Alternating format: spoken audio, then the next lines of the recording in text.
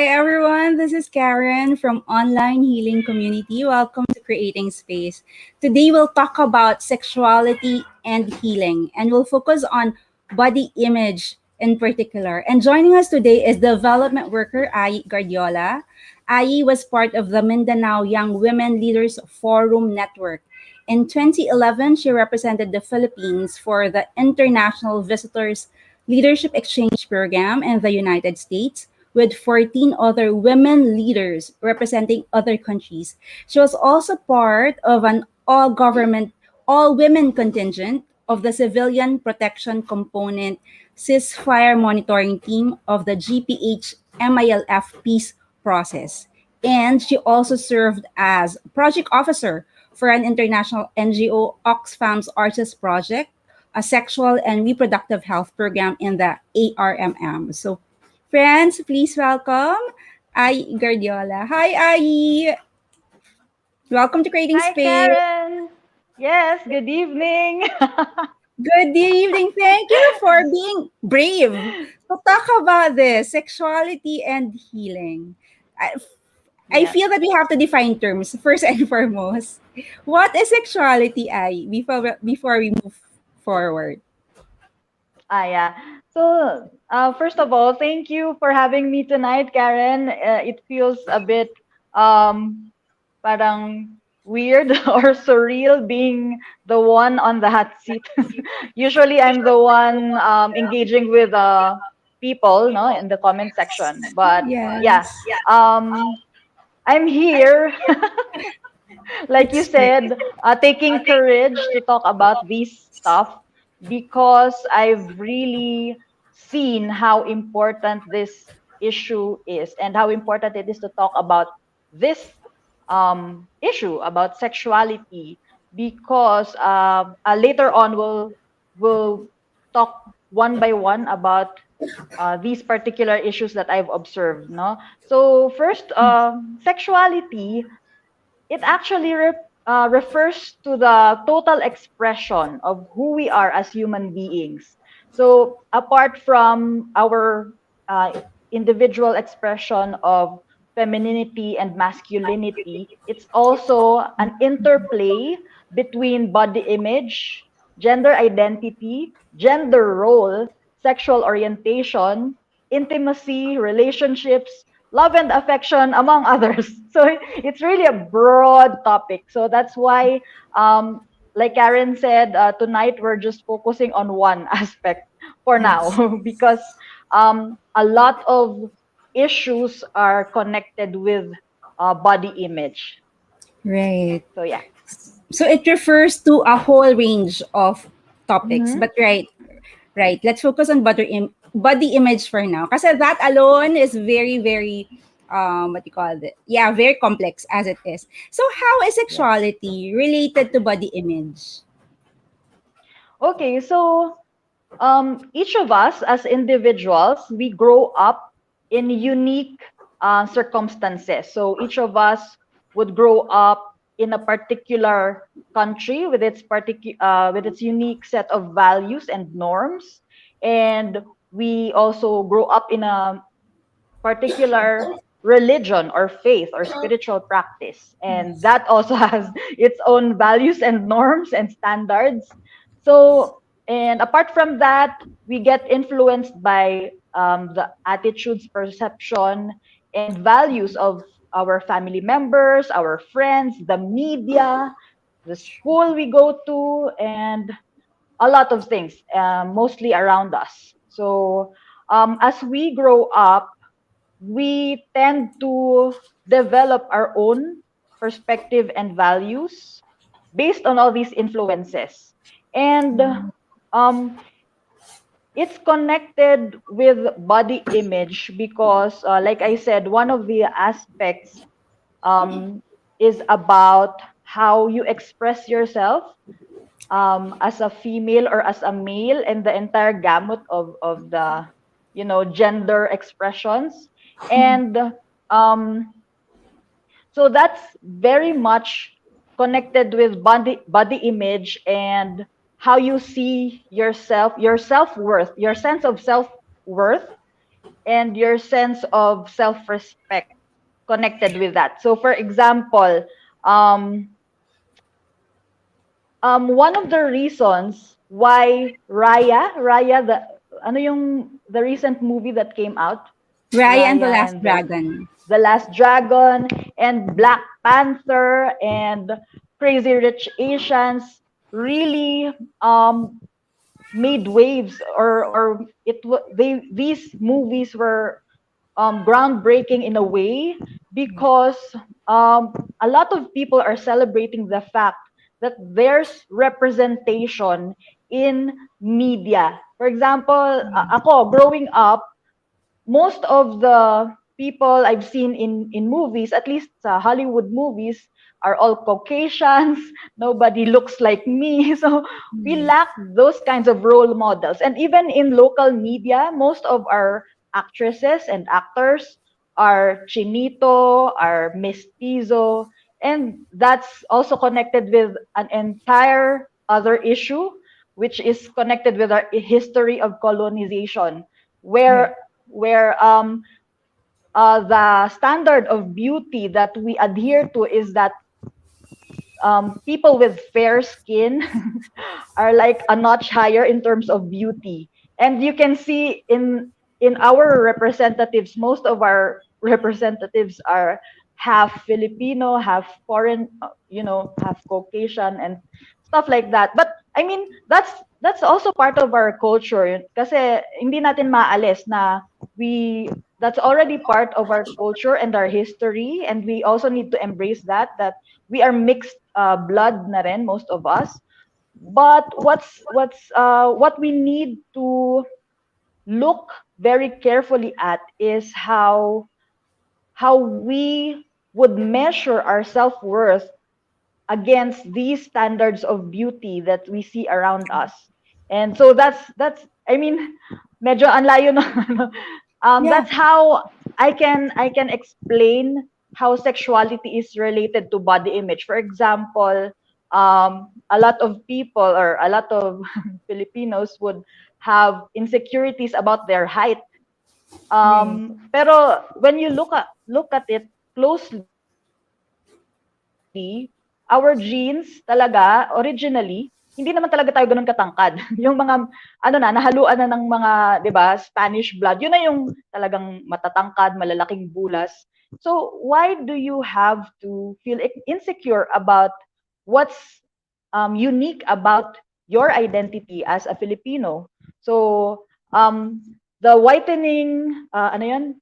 Yung mga brands for whitening products is a billion-dollar industry.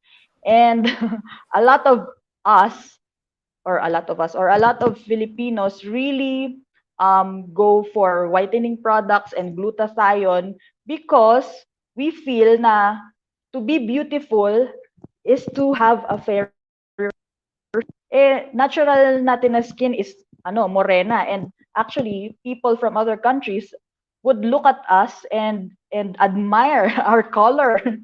So why do we have to change ourselves, no, to fit into a standard of beauty that's external to our identity? Pero I'm not judging those who choose to do that, because when you talk about, for example, if we look at it from a bigger perspective, kunyari, if you talk about past lives, maybe you were an American in your past life. That's why you Yes. feel like you want to look more like an American in this lifetime because you resonate with that culture.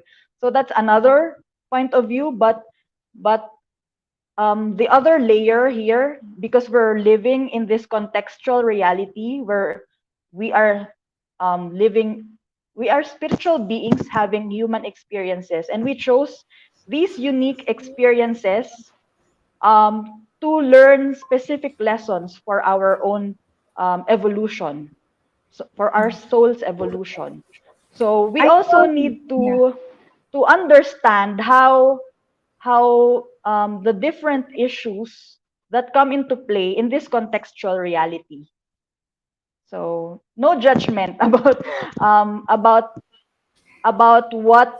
what you would choose for yourself, as long as um, for me, what's important is that for example, I'm aware that, oh yeah, for me, I see fair people as beautiful, but that's my personal preference, not because I was totally brainwashed or programmed by media, because that's all I can see on media.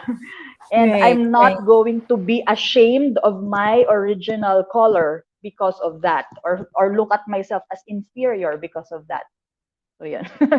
So what I'm getting is it's important to talk about this because sexuality expression of a female or a male Mhm. is related to self-worth, self-esteem, your sense Yes. of self, like what you're saying. But also what you're Mhm. saying is like there's a distorted image. Parang there's a certain Yeah. standard of beauty that society and media portrays, right? Mm-hmm. Yeah. And So I talked about this. Okay. yeah, you talk about Yes. the color, the height, right?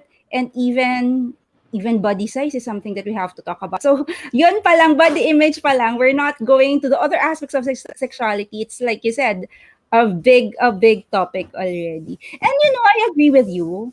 You're saying we're not asking you to change your views, but we just want you to be aware. When I was in high school, I told you about this, and I was exposed to nuns, and I the school was run by nuns, and there's a very in a way liberal nun. When she became a Mm-hmm. principal, she told us the girls will not join any beauty pageants, and we're like, what? But because it's a big event in the school, and we're all like protesting, why aren't we allowed to join beauty contests? And the school Mm-hmm. usually wins the beauty contest, and she's saying, because you're not an object. And and that's the first time that I was exposed to that kind of point of view. And the girls are strutting on their stage with very skimpy clothes, and they're dressed up. And if you look at the contestants, they're of a certain body size, of a certain skin Height. color, sometimes even certain height. And so people and young women would look at this as standards of beauty, and young women will try to just fit into this mode. And I was thinking, yeah. And I didn't understand that when I was in high school. We're like, really, what's it's not a big deal, really. And because we're so exposed that it's actually okay Yeah. to join It's it. normalized. It's normal. But when I grew up and I look back at that experience, and when I was in college, I was exposed to the same principles. Like in UP, they talk about these things. Now, you know what? You have to look at what society dictates. So you have to look at your programming, and she's Yeah. she's right. Sometimes people impose certain beliefs on us. Talaga. Mm-hmm. Yeah. And you've had Yes. personal experiences related to this, right? Can we talk about your Mm-hmm. personal experience regarding the different aspects of body image and how this is related to healing? Like Yeah. you Okay. mentioned you had a talk last Thursday here at Online Healing Community, Healing Through Her Story, and a lot of people actually asked for a replay of the session. But we can't give a replay because a lot of the women really express themselves in that, and we have to protect the attendees. But what we can do is I can share some of the things that she shared during the talk, especially related to body size and body type. I Yes. Yes. Uh, so first, I'll answer your earlier question. You asked about, because I mentioned this during the talk, Mhm. that I observed that um, society has a distorted view of sexuality. So how can I say that? First and foremost, most of the people I speak with, especially those that who don't have a background in gender and development, gender identity, orientation, or gender sensitivity training, when I mention sexuality, the immediate reaction is bastos. Mm, O kaya, right, they right, immediately associate it to sex and right. sexual intercourse. And it's that's a very limiting belief, and that's a very um yeah, like I said, it's a distorted view, because for example, in media and I've seen this in a lot of documentaries talking about this, and a lot of feminists have continuously spoken up about this.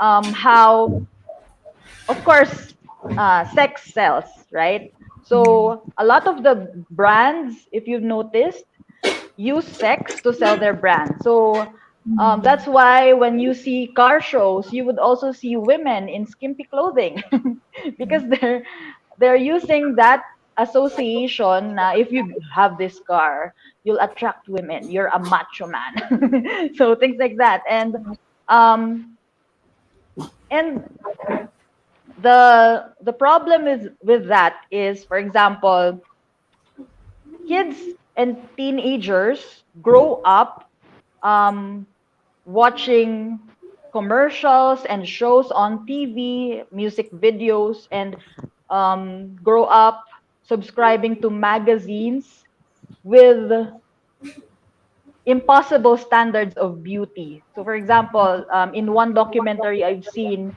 they've shown how, of course, these pictures on the covers of magazines are airbrushed, photoshopped, Right. and and even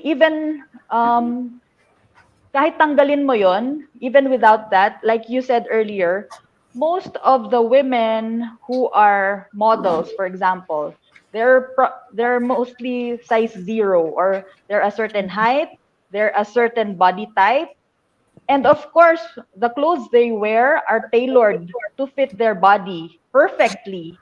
Right. And that's what women see on the magazines. And so, but in reality, if you look around us, most of us have rolls in our tummies. And there's only like a small percentage of people who have that kind of body type. Like parang hanger ba? Kahit anong pasuot mo bagay sa kanila, you know? Right. So why are women stressing themselves out, going on diets, going on these workouts just to be thin? I'm all for going for a healthy lifestyle and um, being fit, because it's important to be healthy so that you can be in tip-top condition for while you do your work, or while you serve your family, the community. But the we need to be mindful of, am I trying to lose weight so that I would fit into that standard of beauty that I see on media, na I'm trying to be a size 0, when in fact my Right. body type is the athletic build, not like the sinewy female type of body. So, and then a lot of issues come up related with this. So women become bulimic or anorexic, trying to be thin as these women on that they see on media. And I've also seen documentaries where artists, the singers, the actors, despite them being already thin, they're still being pressured to lose weight, and they're still being told that they're fat. And you already see them on TV, and they have this like perfect body, but they're still being pressured to lose more weight, and that's not healthy anymore.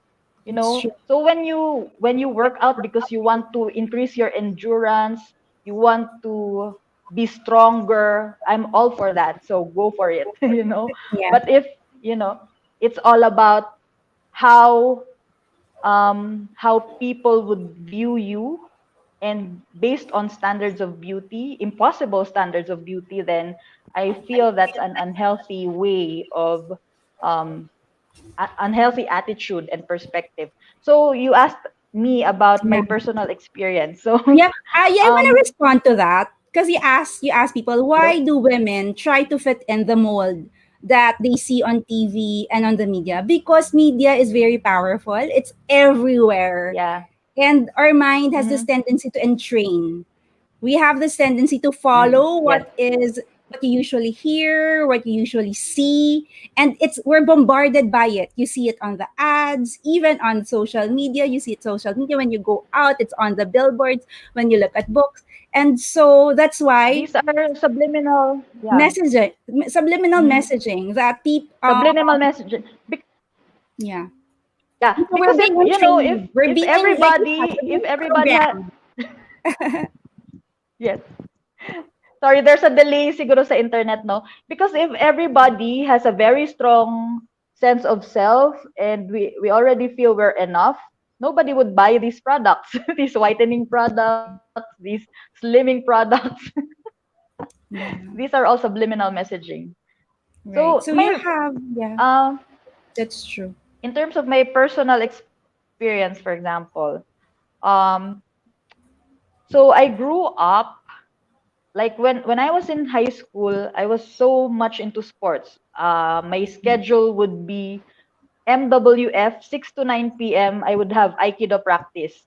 Then Tuesday, Thursday, Saturdays we have 5 to 8 p.m. basketball practice. And in college, I was also playing basketball.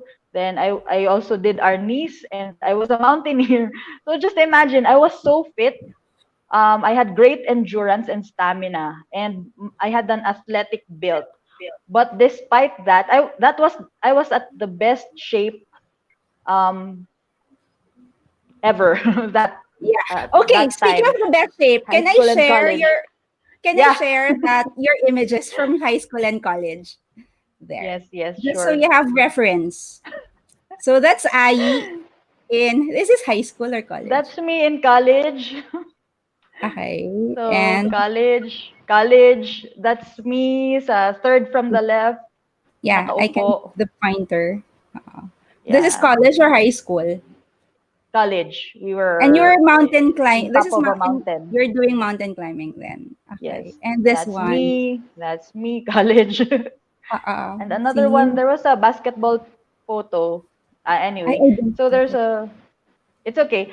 So yeah, so high school and college, ganyan yung itsura ko. But still, people told me I was fat. And I felt I felt that I was fat. Because I was also what, in Filipino we call it malaking bulas. I was taller than most, especially in elementary, and I developed early. So when my classmates were still playing, I already had my menstruation and my breasts were developing. So I remember when I was 10 years old, one of our neighbors asked our house help if I was married. So just imagine how I felt that time. And Mhm. because yeah, so first I had a negative view of my body even if I was very fit, and then second, um be, I was starting to develop into a full-bodied female, and I was receiving a lot of unwelcome glances, and men were like hitting on me at 10 years old, and men were catcalling me on me when I walk sa streets. And then I experienced harassment a lot of times, sexual harassment, even from classmates when I was in elementary up until it goes on until now. But Mhm. not as hindi na kasing grabe. Nowadays mostly catcalling na lang, and then weird looks, stuff like that. And because of that, I felt, you know, when you experience harassment, you feel I me when I've experienced those, each time I felt a mix of anger, Mm. shame, and somewhat a feeling of hopelessness. Although I was lucky because I was brought up by NGO parents, so I was exposed early Right. on. I knew when a touch should not is not good, when it's already sexual, or it's beyond my boundaries. Mm. So, and I also was trained in Aikido. So I had a very fast ano yan, instinct. So Mm. I think three of those harassments in elementary, um, I one boy I punched I punched in the head. The other two guys I kicked in the balls. Right. But and so I was able to retaliate, but not everyone's like me.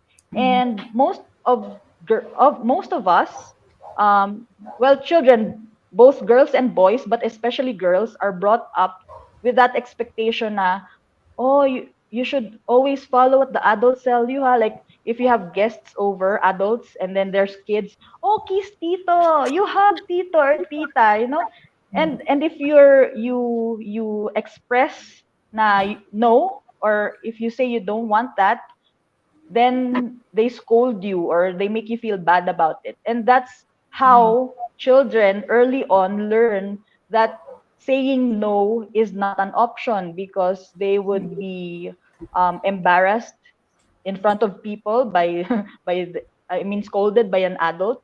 And then of course that symbolizes like withdrawing their love from the kid. And so many women, young girls and women, grow up feeling na, you know, not knowing how to say no. So Right. I know a lot of women who, when they were harassed, felt so powerless and felt like they cannot do anything, that they just let the man touch them inappropriately until it was finished, or and worst case scenarios pa.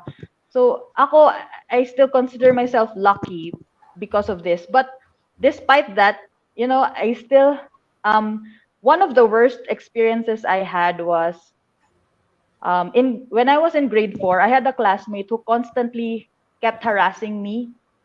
He Mm. was my seatmate, and I kept transferring chairs, and I kept reporting him to the teacher. But Like for some reason, what was he doing he was specifically?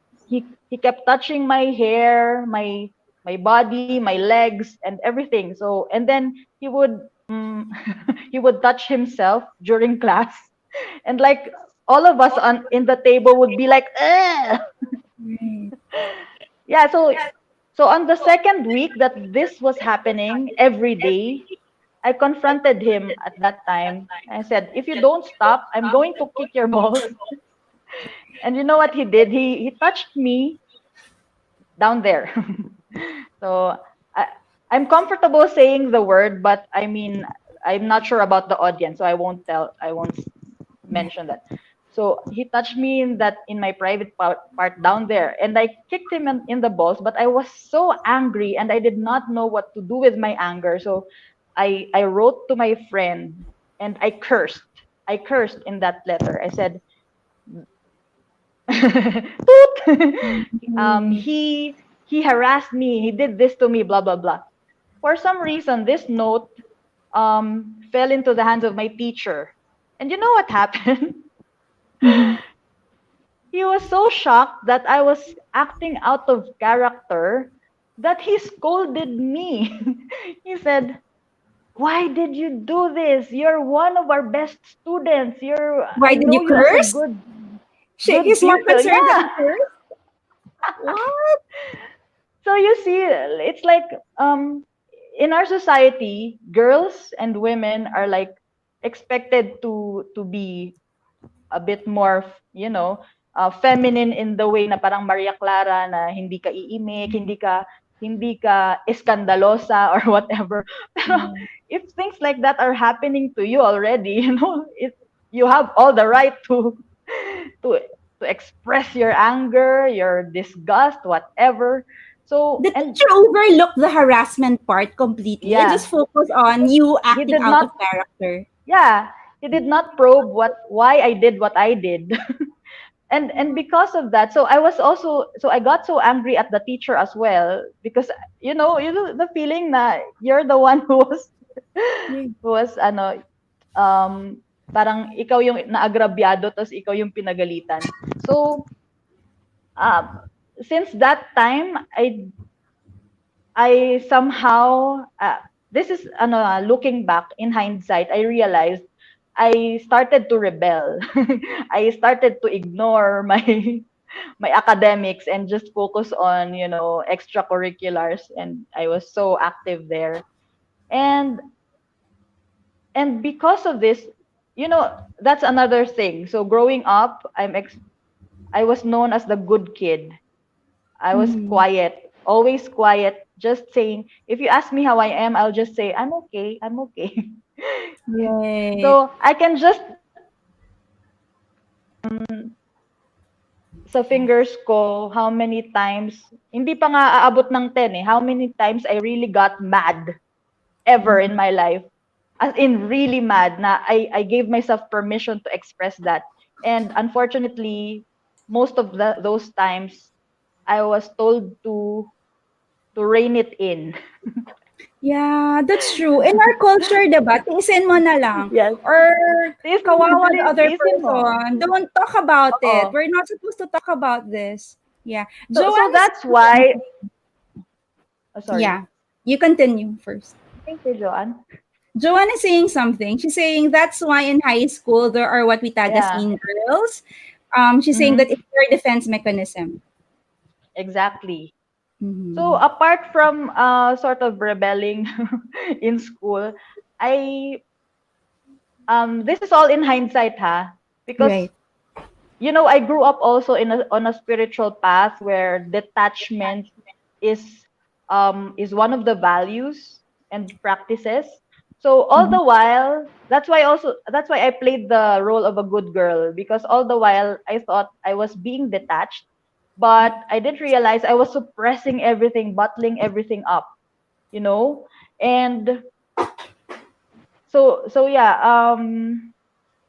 that's when I was in I was already a young professional when one of these I told you I can count lang sa daliri kung how many times I got so Yeah. mad talaga and expressed it.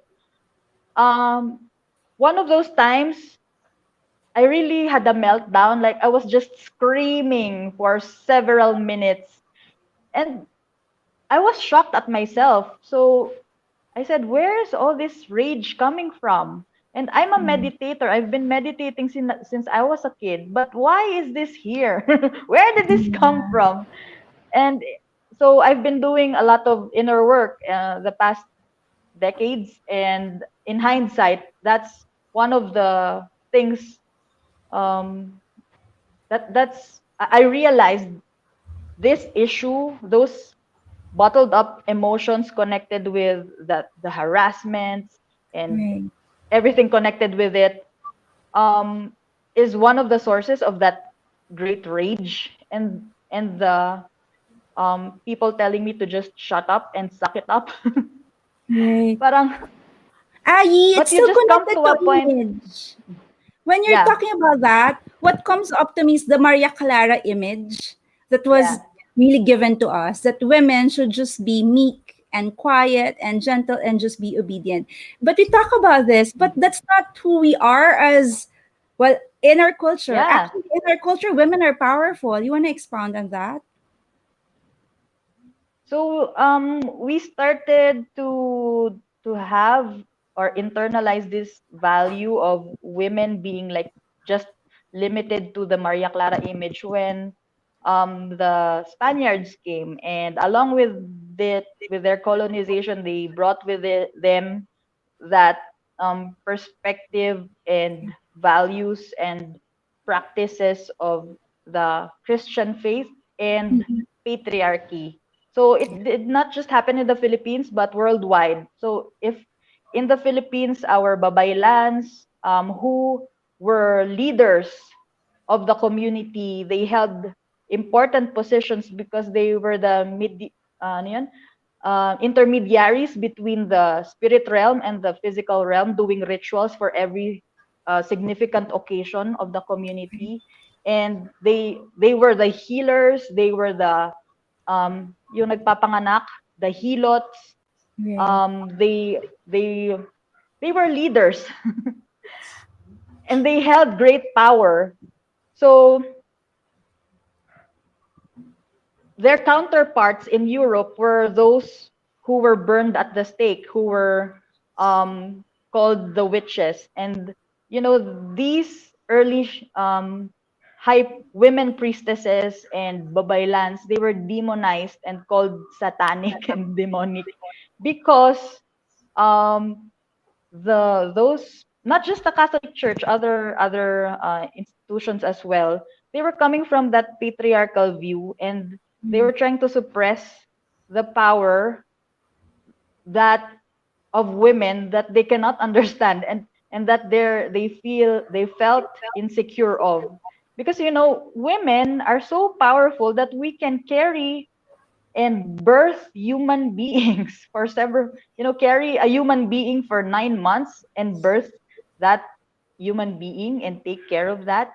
So among other things, we're so connected with the earth, we're so connected with the cycles of rhythms of nature, especially with our menstrual cycle. We're connected with the lunar cycle and among other things. So yeah. No, It's I just lost so my train of thought. weird. Yeah, it's just so weird that historically women are really Oh, powerful. But because yeah. of years and years of, like you said, programming and patriarchy, we are taught that we are less than, we are not enough, and we should Yes. have this certain standard of beauty. And so Yeah, and because of that, there's also a wide range of different archetypes of who a woman is. And right, and us as females, we can choose to be one or the other at any point in our lives. So that's how, right, and same with the men, men unfortunately are also pressured to just, fit into that, what we call the quote unquote toxic masculinity, right, yeah, so archetype na parang right. macho, matapang, matigas. Yeah. But there are also other expressions of masculinity. Right. See? So I think with sexuality, we have to understand that there's many expressions. It's not really just one expression of sexuality. And she is Mm-mm. sharing something. She's saying, I also have an experience in my elementary days. I think I am in grade 5. I punched my classmate, my male classmate, because he bullied me. I usually keep quiet also, but if enough is enough, even how big you are, I Yeah. will fight back. But sad to say, when we bring to the guidance counsel, when they went to the guidance counselor, she was told that kabibae Sa mong tao babae mong nakikipag-away ka sa lalaki. I felt so angry. I just keep quiet and cried in silence. Gender bias. That's so true. mm. So Angie's from Davao. She's a cyclist. She can ride for long distance rides, and she also climbs Right. mountains, does arnis and all those stuff. So she's also a powerful woman. Yeah. Right. So I agree with that.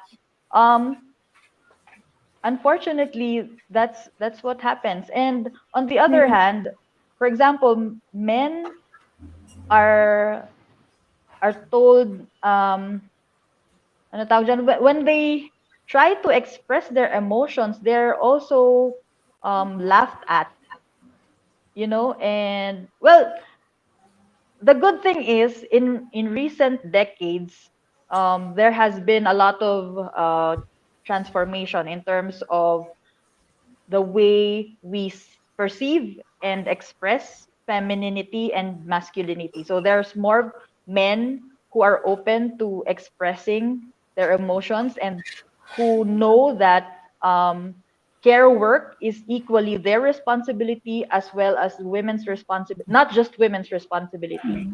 So care, when we talk about care work, it's caring for the children, household concerns, and caring for the elderly and sick in at home.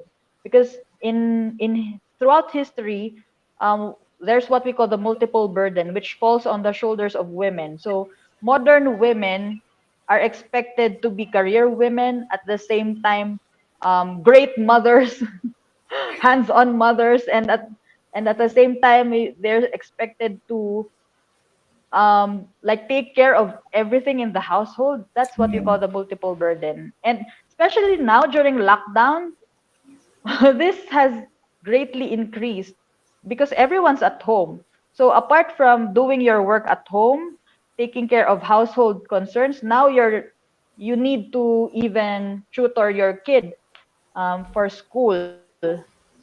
Parang, So you're not just a and if, mother, you're also a teacher. yeah, so that's why I'm really advocating for for the children at home and for the husbands and the male Yeah. household members to really help out so that we would lessen this burden. But you Um, should react to this. Helen, Doc Helen saying yes because we got big heart. But yeah, it's not just this heart, right? What they're saying is we men are also, expected. yeah. It's the It's an expectation. expectation.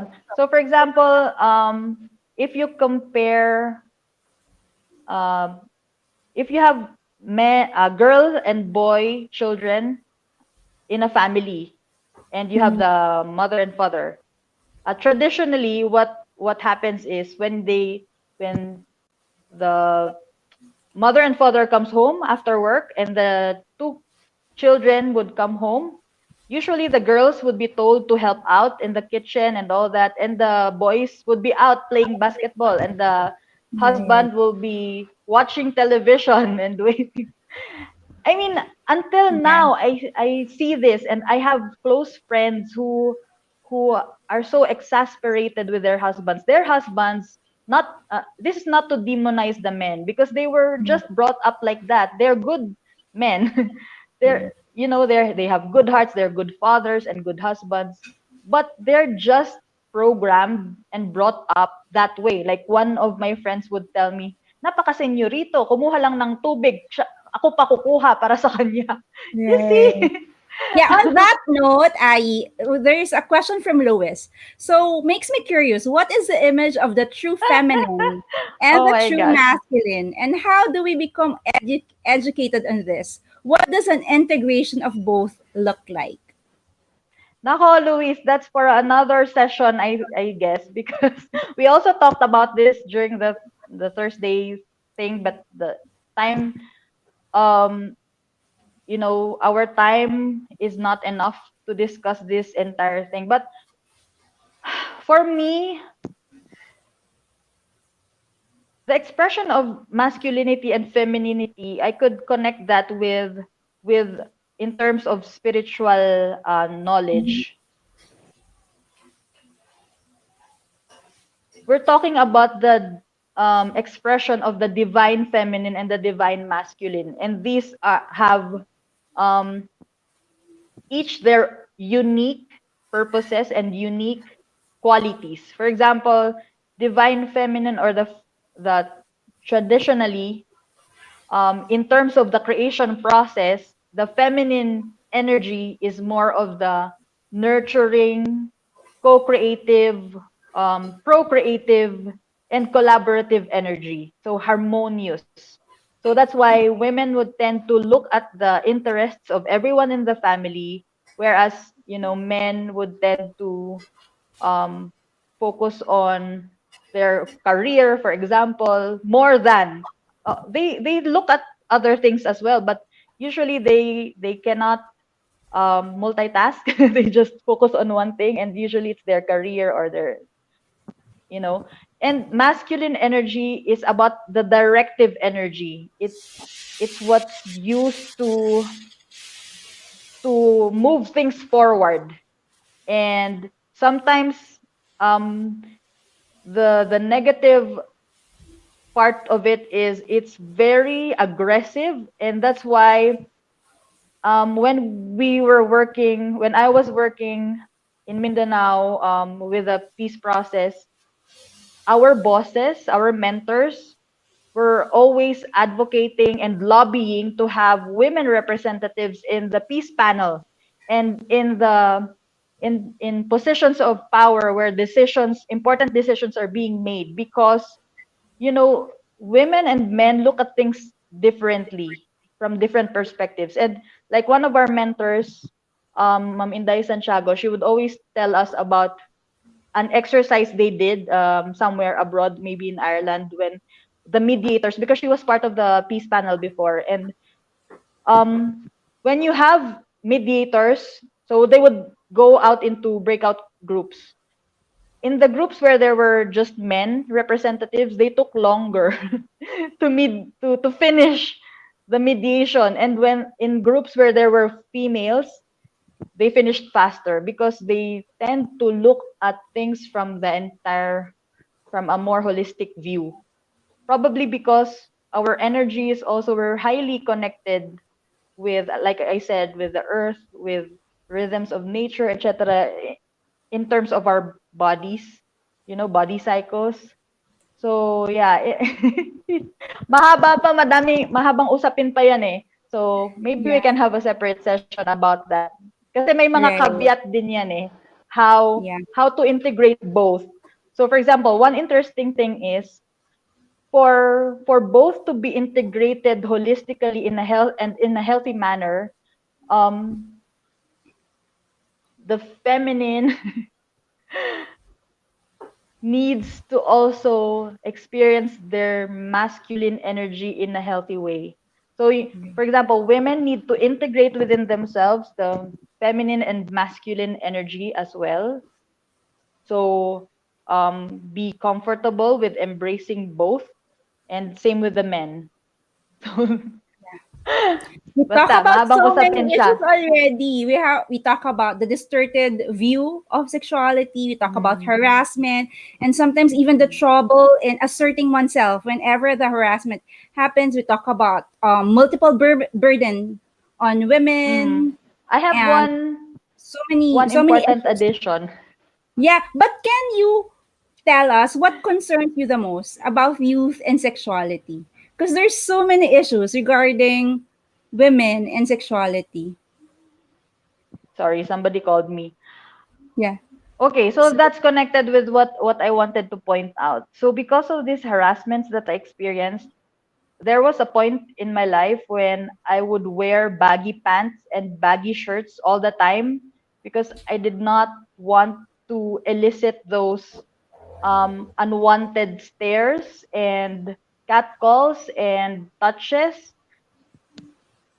But despite that, I still got those. I still experienced those. So that brings us to the issue of victim blaming. So sometimes when a woman is harassed, they would ask, "What was she wearing? Why were you out at that at that ganong oras, no? Alone?" I mean, I know we're not I know that in an ideal world we could do all that with lots of freedom, but on the other hand, why why are we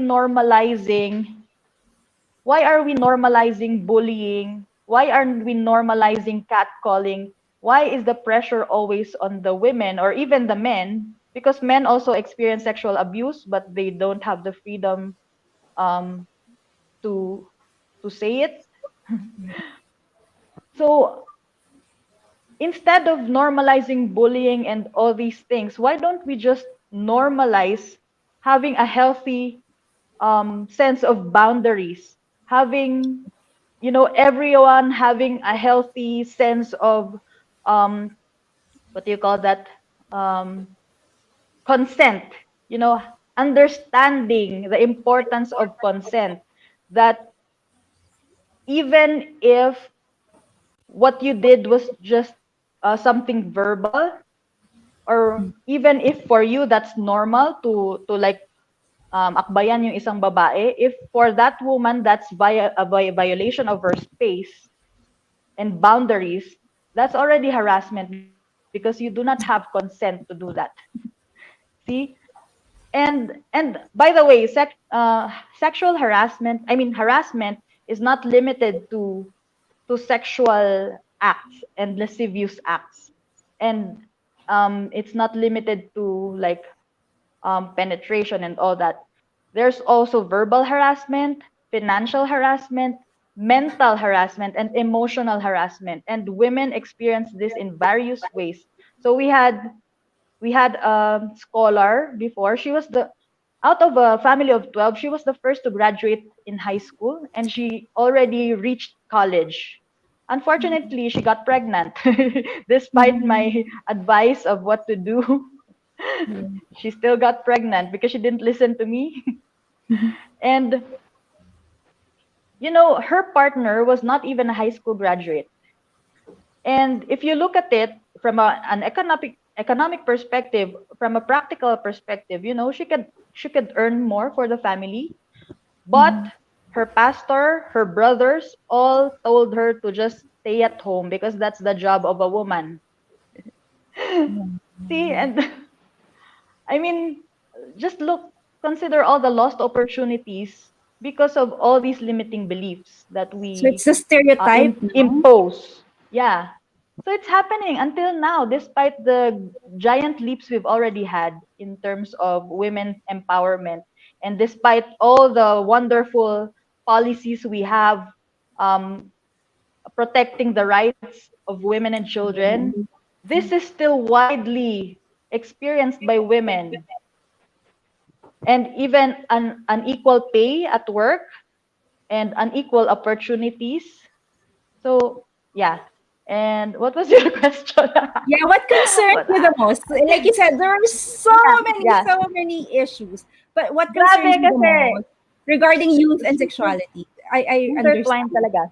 So regarding youth and sexuality, I was telling you earlier, one of the effects of the sexual harassments I experienced was, so I dressed that way because I did want to like attract all those unwanted stares and Yeah. everything. But beneath that, on another layer of truth to that is that I felt shameful about my body. Like, why do they always react like that when they see me? I'm not Right. just my body, you know? And parang sinesexualize ka, in-objectify ka nga. So, Mm-mm.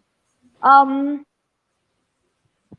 part of it was I was covering up my body because I not want to see I did not want my curves to be apparent. So basically, I was detaching from my body. Right. And the downside to that is that because I was not in touch with my body, and I realized later on that I hated my body because of that. Mm-hmm. I also hated my body because of the effect it had, the unwanted effects. So I abused my body a lot. I would overwork. I would not take care of it, basically. And I would just realize that I was sick when I was already like in bed. Like, I cannot move anymore, stuff like that. And um, later on, I got so fed up with being conscious about what to wear. And anyway, I still experienced it even if I was wearing something non-revealing. So I said it's Right. not about what you wear. So that's connected with the issue of victim blaming again. It's not totally not about that. Um,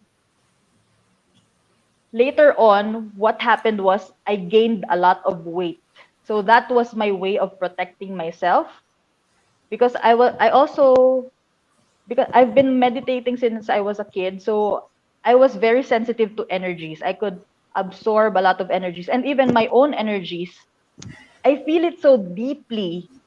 So my way of protecting myself, because I still didn't know anything about energy work that time.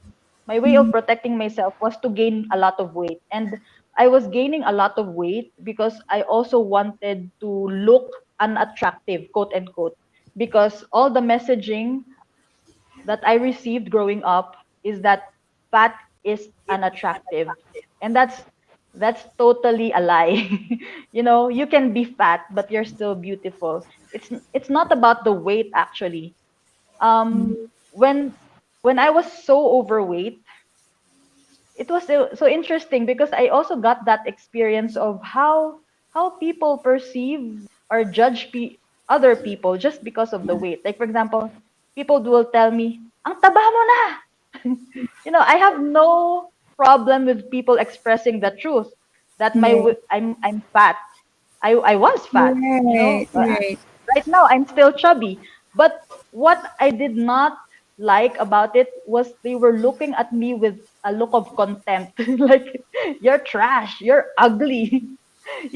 I mean, Mm, how did fat or how did thin, because thin people also have this experience, like they're being ridiculed for being too thin. Mukha kang right. bangkay, mukha kang ganyan.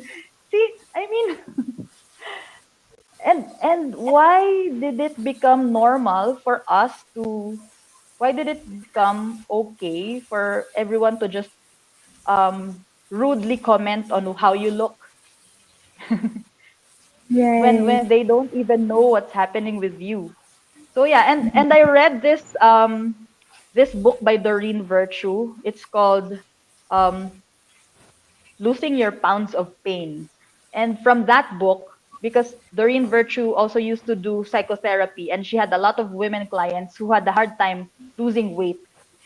And when they did psychotherapy, they traced it back to a childhood experience when the woman was sexually abused. And that was their way of protecting themselves and Mhm. their way of hoping not to elicit those unwanted experiences. Right. So yeah, so all of this, that's what concerns me most, because this is still happening and this is still normal. I mean, I saw a video by one YouTuber when she had a series of videos when she was live, and people just went directly to her and started fondling her in inappropriate places. And I mean, just look at the audacity of people to do that. It means they feel it's okay and it's normal. Mhm. And how did we reach that point that this is normal and this is just brushed off? Well, on one level I understand, because having experienced this a lot of times, there also comes a point when you get tired of retaliating and you just stay quiet and just bear it. But Well, yeah. With that's very everything that you unhealthy. share, it is, like you said, it is unhealthy, it is shameful, it is demeaning, and you are a very empowered woman for one. You, like I said Mm, at the start of the talk, you're part of the Mindanao Young Women Leaders Forum. You're in a visitors leadership exchange program. You're part of the all women contingent for a ceasefire monitoring team. And yet, you're very, and yet this thing oh, still happen, no? And what's interesting for me is something oh, that you sorry. shared Mm, about last Thursday. mm, You actually gathered mm, all your women friends, and then mm, you asked them if they have been sexually harassed in any way, and all your friends admitted that they have been harassed. So yeah, you're right, it's normal in this society. So how do we heal from this, that unhealthy is normal? Even Joanne is yeah. saying, she's saying something about this also. She thinks that even the parents were hesitant to teach the kids about healthy boundaries. They dodged the sensitive talk, or they let the kids figure it out Mm, themselves. And yeah, okay. Maya also saying something, that nobody would buy makeup and fancy bags and shoes and dresses. Businesses thrive on making people feel less, not enough, afraid. So So how yeah, do we that's get from connected. this? Your last question is connected with what I'm so concerned about right now. So Right. one, this is still considered a norm, and two, with the advent of social media and everyone on lockdown and everyone on their gadgets and online, there's a rising number of cases, or there's an ongoing phenomena where children are being targeted by pedophiles. So this doesn't just happen on the streets, it's happening online.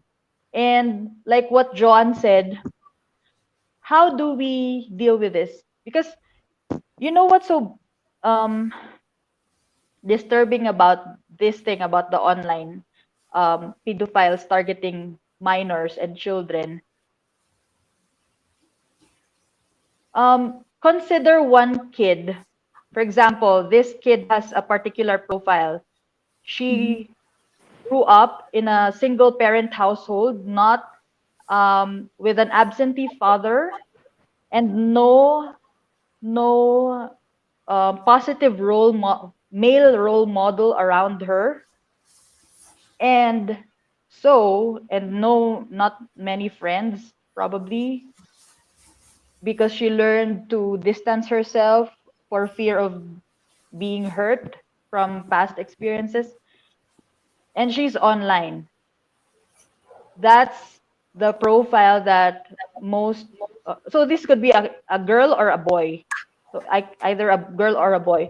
So a child wanting or starving for attention and love, and lacking positive role models, and lacking this knowledge about consent, about good touch, bad touch, and about you know healthy healthy expressions of intimacy and relationships, how that looks like.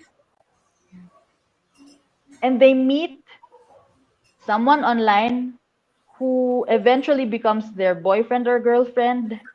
And the expression nowadays for young people to show their love is to send nude photos, to send videos doing lewd acts.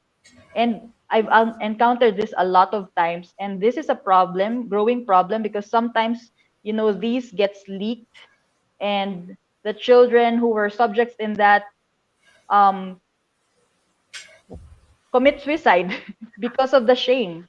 And, you know, it's there's disturbing either way.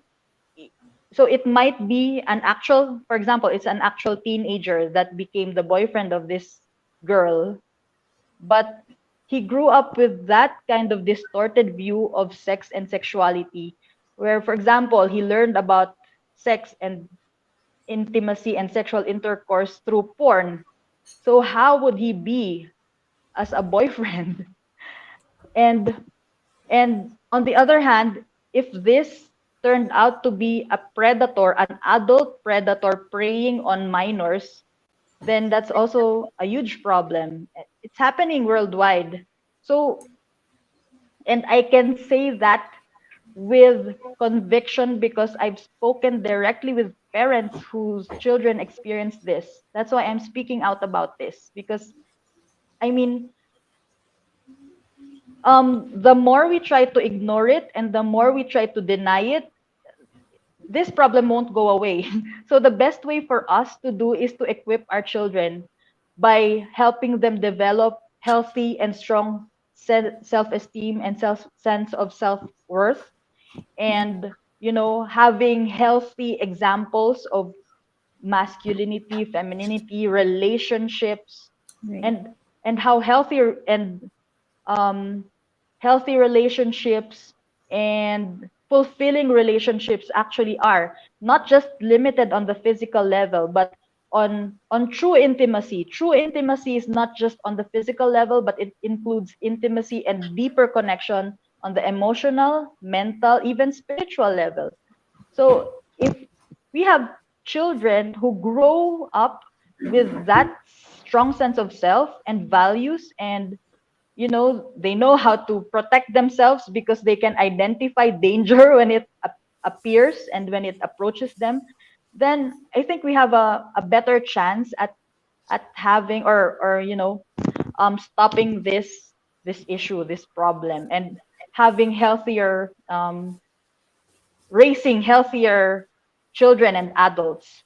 So, for example, I failed to mention earlier that apart from issues of eating disorders connected with negative self-image and self-worth, when you have a negative attitude towards sex and sexuality because of that distorted view that media and a lot of institutions program us about it, usually because this is talking about the sexuality, right? Sexual energy, and sexual energy, in terms of the energy body, that's in the sex chakra.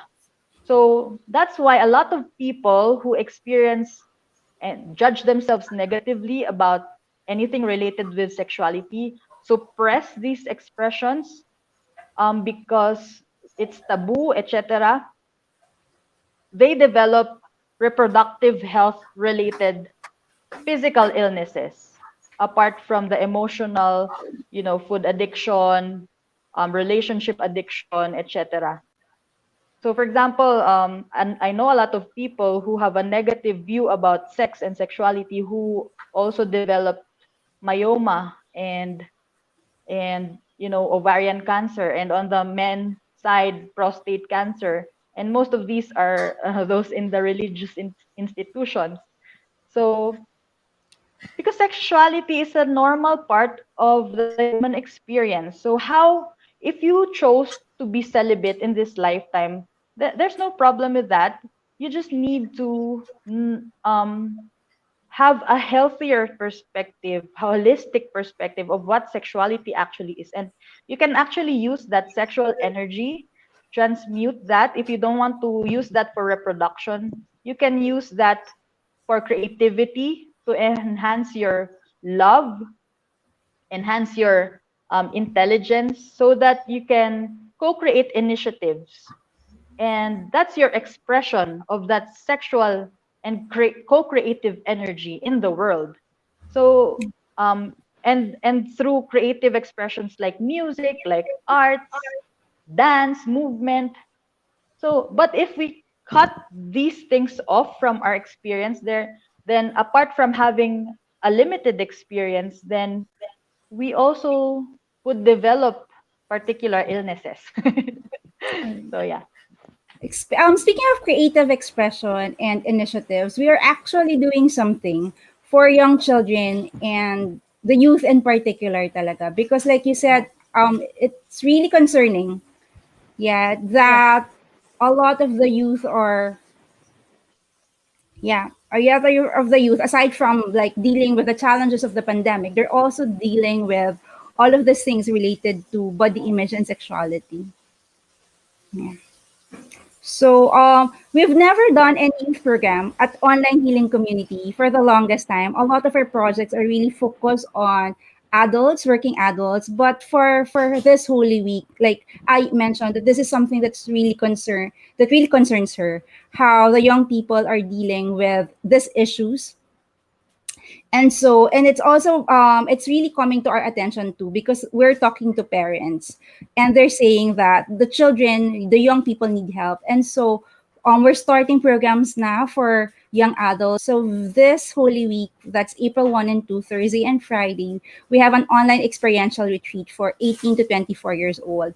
But what will happen is, because we don't want them to stay long on screen, we'll have a morning session, and then there's a break, and then they'll have an afternoon session. Also for the next day, there's going to be a morning session and an afternoon session. And like what Ayyi said, usually the thing with healing is there's a need for young people to really have this strong sense of self, and that's really the key. People are asking, how do we heal from this? Because oh my gosh, society, will we wait for society to heal? That it's been This is the issue for thousands of years, so it might take a while, but we can equip our children and our young people how to have, yeah, strong sense of self. So we're Yeah. invited to have, yeah, you want to invite the parents or those who Yeah. are educators. Okay, so we're inviting parents to encourage their their children, and oh no, this is youth, no, 18 to 24. They're young ones to join the retreat, and yeah, we'll help them process their experiences so that they can have a healthier sense of self, um and know that they have a choice. They don't, they can discern about what's true for them, and not just be um, programmed into subscribing to impossible beauty standards and all that stuff. Yeah. And you're talking about healthy boundaries, saying no, asserting yourself. But for you to say no, like, you have to have a healthy sense of self. Yeah. you have to have a strong sense of self to say no. To assert yourself, you need to have this strong sense of self as well. So yeah. So Yep, yep, you're yep. also saying something. You're also saying something earlier. You said also. About what? Sorry. You want to say something else? Or you want to add something else? Yeah. So I mean, I'm a bit curious how our audience is right now, because we Karen and I really felt that this is an important issue to talk about. So um we usually try to be on the safe side and talk about things in a more neutral manner and in a more from a spiritual perspective, but yeah, we're also spiritual beings experiencing human experiences, and we also need to be grounded in reality so that we will not be um taken by surprise and just be confronted with an issue when it's already happening. So this is a warning for parents. So there's a lot of resources online, and you can ask for support from us or from NGOs that have this expertise. So you don't worry. You can get the support you need. If you don't know how to like start this conversation with your children, or where to start or how to start, there's help. Just don't be afraid to seek for help. Yeah, So that's true. And also, it's good that we're talking and about this just for people to be aware. yeah, Yeah. And thank you because for sharing your stories, Ai. Yeah. yeah, it's the first time I talked about these experiences, and I can talk about it now with like this because I've already processed and healed these things within me. Like the teacher that did that, I was able to confront him, but I was already like 30 years old when I told him, and he was so apologetic. And I told him, I'm just telling you this for because I felt I needed the closure, and so that you this wouldn't happen again to your other students. So just so you're aware. So what's really important is at the end of the day is awareness and knowing that we we are enough. We don't have to fit into all these molds that's being shoved down our throats and that we are enough. We we have a choice. We can always choose, you know yeah. Thank you so much, Ai. On that note, can you end with a reflection or a meditation? Okay. uh I chose to end this session with the poem by Nancy Smith. So this was written in the 1970s, but I feel it still applies till now based on what we've personally experienced. And I'd like to reiterate that us talking about these personal experiences is not about demonizing anyone or going against anyone, like especially the men, because they also there's also a downside to all these. Um, I just We just want to raise awareness and consciousness about this because uh, there's both men and women are experiencing the consequences of these things that are now are being considered norms but that are unhealthy for us. So this poem shows both sides that this experience, yeah,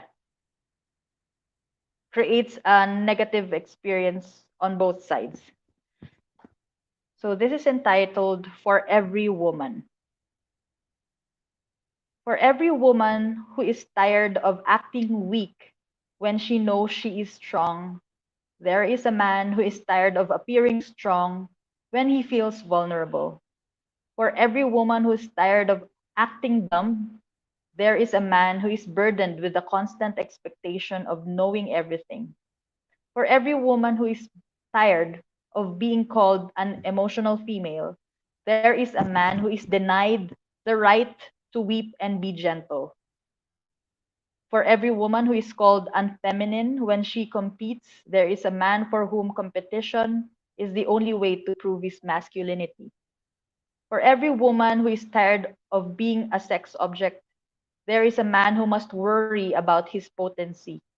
For every woman who feels tied down by her children, there is a man who is denied the full pleasures of shared parenthood.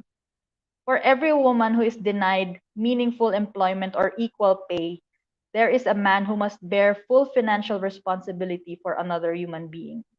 For every woman who was not taught the intricacies of an automobile, there is a man who was not taught the satisfactions of cooking. For every woman who takes a step toward her own liberation, there is a man who finds the way to freedom has been made a little easier. Yeah. Thank you so much for sharing this, I. So it's not really an issue about women only, no?